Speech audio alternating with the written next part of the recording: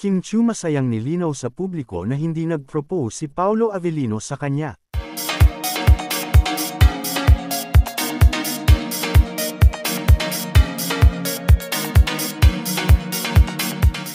Pinag-uusapan nga ngayon sa buong social media platforms ang tambalang Kim Chiu at Paolo Avellino.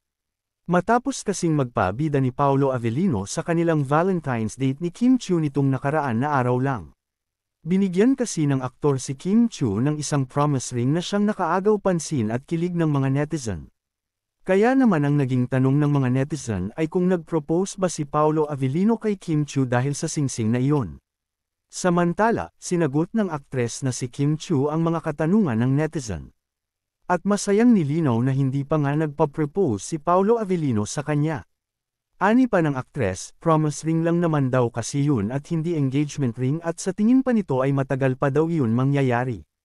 Pahabol pa ng aktres, malaki ang pasasalamat nito sa mga solid supporters nila ni Paolo Avellino dahil patuloy ang pagsuporta sa kanilang dalawa. Marami naman ang natuwa sa naging pahayag ng aktres at hinihintay naman ang pahayag ni Paolo Avellino kung totoo ba ito. And this are chika for today mga ka-showbiz, sana nag-enjoy kayo. Don't forget to like, share, subscribe and click the notification bell for more updates.